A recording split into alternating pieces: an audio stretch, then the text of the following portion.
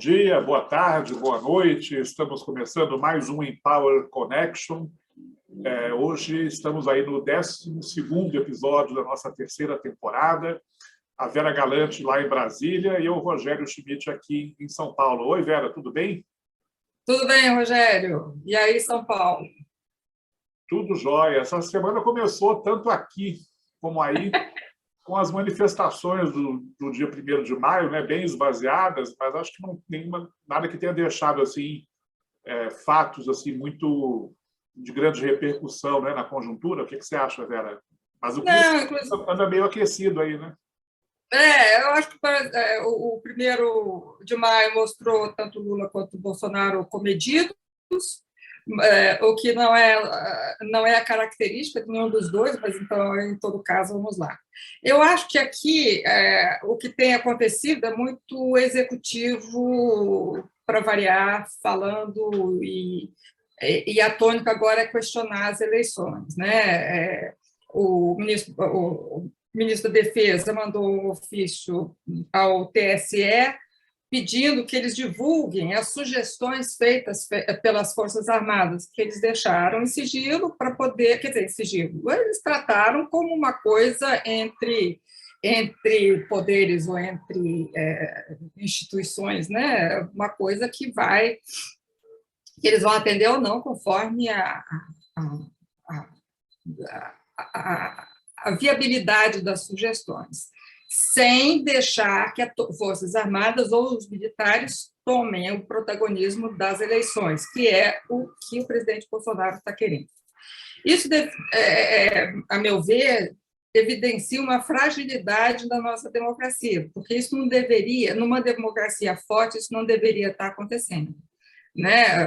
As Forças Armadas ficariam na sua casinha, né, garantindo o acontecimento, ou a lisura das eleições de outra forma. O presidente também, na sua live, falou que contrataria, o PL vai contratar uma auditoria independente das eleições.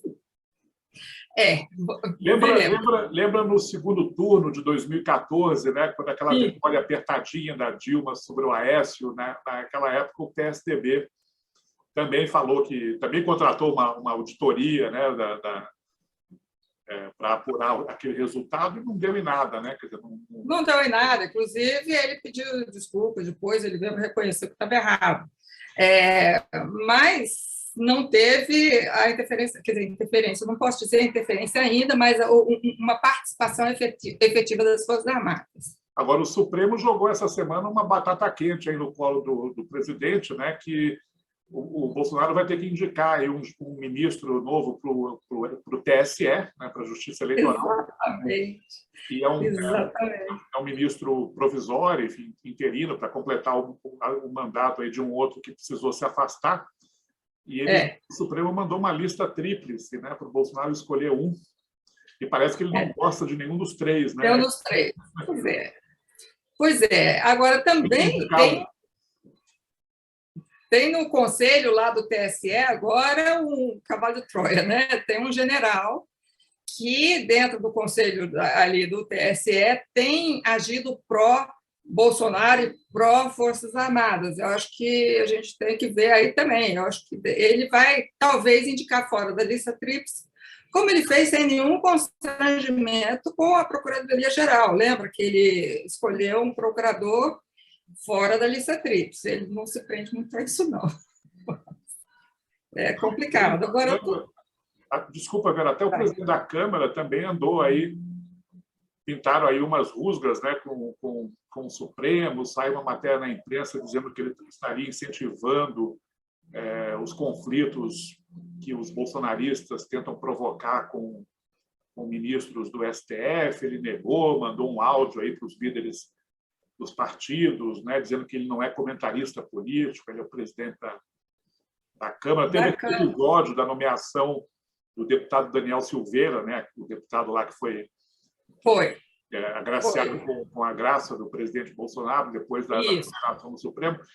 Ele foi indicado para a CCJ, aí saiu a notícia de que essa indicação não era para valer, mas depois o PTB, que é o partido atual dele, confirmou que ele é, sim, indicado. É para valer mesmo. É para valer mesmo.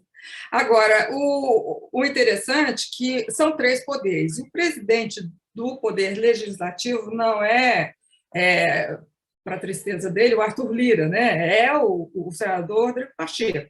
E ele tem atuado para trazer alguma sanidade para essa disputa entre poderes. Então, ele foi ao Supremo Tribunal Federal, conversou com o presidente, Luiz Fux, e saiu com pronunciamentos enérgicos em defesa do Estado de Direito e da democracia. Né? Eu acho que com recados para quem quer que seja contra, que tanto o Supremo quanto o Legislativo vão atuar em defesa do Estado de Direito e da democracia. Arthur Lira endossou pelo o que ele falou, mas ele não tem opção, porque o presidente é Rodrigo Pacheco. Né, do Congresso.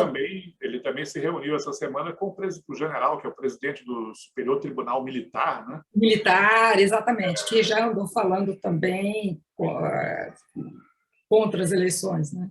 Então, nesse momento, acho que ele está fazendo esse papel aí de bombeiro, né,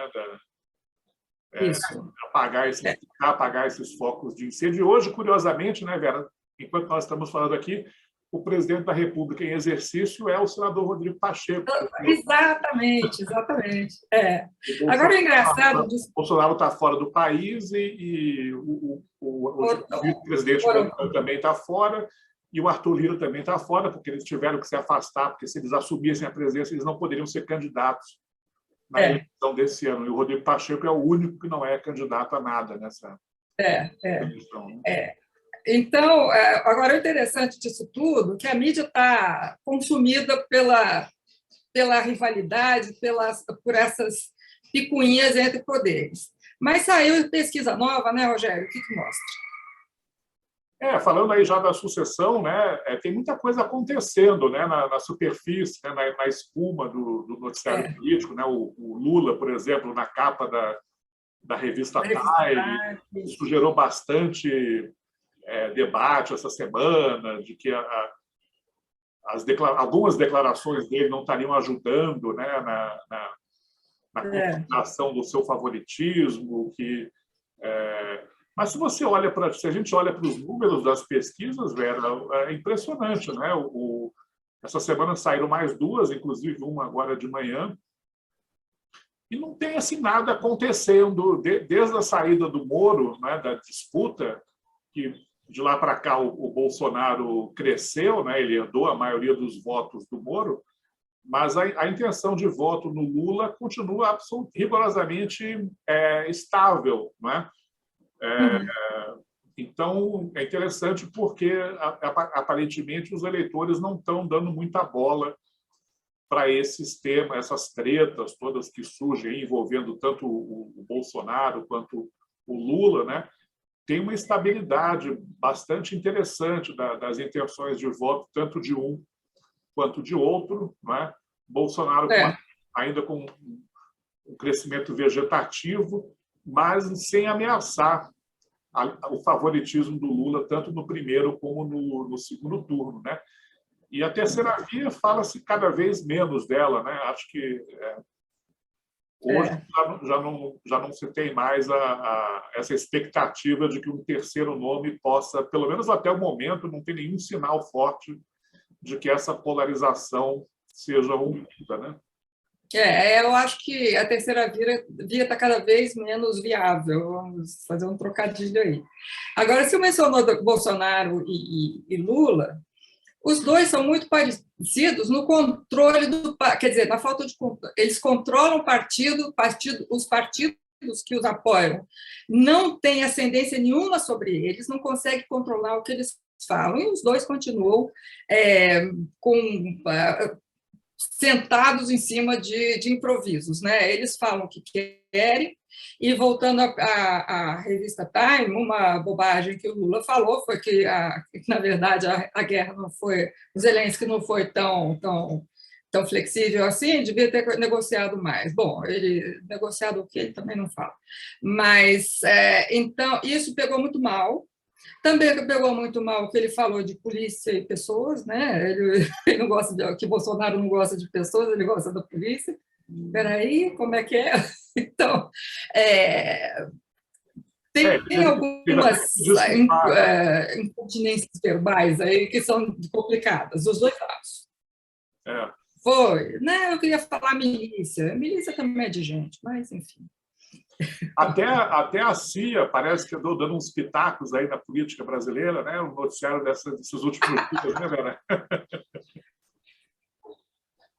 Pois é, o Bill Burns esteve aqui, falou com membros do governo e falou que não era bom o presidente Bolsonaro se meter nas eleições. Bom, isso aí também não precisava, na lisura das eleições. Isso aí não precisava de nenhum chefe da CIA dizer, né? Isso aí é uma coisa que o executivo não devia fazer. Mas lembra que eles estão vindo de trauma semelhante. Quando o ex-presidente Trump começou a questionar as eleições antes dela acontecerem, porque ele estava vendo a coisa mal parada para ele. Aqui nós vemos a mesma coisa. É interessante a semelhança, né? O Trump questionou as eleições já desde antes, só que ele teve que ter muito mais trabalho, porque as eleições são estaduais, vamos dizer assim, cada um tem a sua eleição e depois eles apuram e mandam para o colégio eleitoral. Ele teve que questionar procedimentos estaduais, contagem de ponto, as cédulas eleitorais de cada estado, é muito mais complicado que aqui, que é um sistema unificado, o das eleições majoritárias. Então, o Bolsonaro já começa a questionar a lisura das urnas agora, que é apuração paralela, uma sala paralela das Forças Armadas, falou em sala secreta do Tribunal Superior Eleitoral, que não existe, já foi provado várias vezes que não existe essa sala. Então, assim, o que ele falou foi uma platitude, o que todo mundo devia saber, né? Mas ganhou repercussão no jornal. Oxalá não tenhamos aqui nada parecido com aquele episódio lá da invasão do Capitólio pelos... Nossa, já pensou? Tomara que não. Tomara que não, né? Vera, eu também queria destacar, acho que essa semana teve aí algumas decisões, algumas votações importantes no Congresso, né? O Senado, por exemplo, aprovou a medida provisória do Auxílio Brasil de R$ 400, que tinha sido aprovada na Câmara semana passada. Agora, essa semana, o Senado aprovou também, já vai ser sancionada aí pelo governo. Só para registrar, né? Essa é aquela medida provisória que torna permanente o auxílio de R$ 400. Sem esse benefício extraordinário, o Auxílio Brasil seria de R$ 224. Sim. Os R$ 400 agora ficam aí estabelecidos em lei, né? E o próximo presidente que se vire. E a Câmara também, acho que vale registrar, aprovou aquela medida provisória que eu acho bem importante, aí, porque tem a ver com aquela agenda de reformas microeconômicas, que é a medida provisória de modernização dos cartórios, né? Sim, finalmente. São uma grande burocracia, né, na vida dos cidadãos, das empresas. Então, essa medida provisória aí obriga os cartórios a terem uma base de dados integrada, né, em todo o Brasil. Então, vai facilitar bastante aí. Acho que vai para vigorar a partir de 2023, né, o relacionamento dos brasileiros com todo esse sistema aí de registros públicos, né? Então, acho que é importante registrar. E o Congresso Nacional, para minha surpresa, até instalou a Comissão Mista de Orçamento, né? Que a gente comentou também na semana passada, da qual depende a tramitação aí da LDO, do orçamento. O novo presidente da Comissão de Orçamento falou que é a favor do teto de gastos, mas o senador que vai ser o relator do orçamento diz que admite flexibilizar o teto de gastos, aí que deve, por exemplo, excluir as despesas com o Auxílio Brasil, né? Então, vai ser um debate interessante aí a questão orçamentária ao longo do ano, mas a LDO, o primeiro passo da legislação orçamentária, ainda por enquanto continua sem nenhum relator indicado para para cuidar da LDO. Então, eu acho que as apostas ainda continuam de que esse ano, de novo, o orçamento vai ficar aí para ser aprovado no final do ano. Era isso. Então, acho que o Congresso também tentou dar alguns sinais aí de que não está totalmente parado nesse ambiente político aí meio estranho que o país vive, né? Exatamente. Eu acho interessante ver isso tudo e ver como é que o Congresso, apesar do apoio ao presidente, consegue andar com certa independente do executivo, né? Eu acho que isso aí é muito saudável, inclusive. Não vai nenhuma crítica, não. É saudável o legislativo legislar, o executivo executar e o judiciário legislar, né? Então, quer dizer, legislar não, cuidar das leis. Vera, já temos aí, você tem algum destaque especial para a semana que vem, além de tudo que a gente já falou aqui? Olha, eu não tenho. Na verdade, são tantos destaques que eu vou deixar sem destaque, porque eu acho que a evolução do diálogo, a falta de diálogo entre Executivo e Supremo, e tudo isso pode evoluir de uma maneira imprevisível. Nós vamos ver. O que a gente espera é que haja um entendimento, ou então, pelo menos, que se levante a toalha branca dos dois lados e continuem se entendendo, né? E o Tribunal Superior Eleitoral que seja também respeitado com toda a sua independência que deve ter, né? Pois é isso que a gente espera, mas não é exatamente um destaque. E você, Rogério, tem destaque? Só para citar uma coisa sobre a qual a gente ainda não falou, o Senado deve fazer na semana que vem mais um esforço concentrado aí para aprovar, acho que 30 indicações de autoridades, de embaixadores, até diretores de agências reguladoras. Então, é bom ficar atento, porque, lembrando, o governo continua, desde dezembro do ano passado, sem liderança no Senado, né? Exato. Então, é importante destacar, porque isso pode, eventualmente, resultar em alguma surpresa desagradável aí, na relação entre o Executivo e o Legislativo, o fato do governo não ter sequer um senador, né, que possa liderar a sua bancada numa das casas do Congresso. Então, meu destaque semana que vem é o Senado Federal. Ótimo. Então, com isso, eu esqueci de falar no começo, né? Pedimos aí a quem está nos assistindo que mande likes, divulgue o nosso programa, o Empower Connection, compartilhe os nossos conteúdos. E acho que é isso, né, Vera? Se o mundo não acabar, estaremos de volta na próxima. Estaremos de volta a próxima semana. Pois é. 13, semana que vem, para quem é supersticioso. Sim, mas nós não somos, a gente vai trabalhar assim mesmo, né? Então, gente, olha, um abraço e até a semana que vem. Bom final de semana e boa semana que vem. Tchau, tchau. Tchau.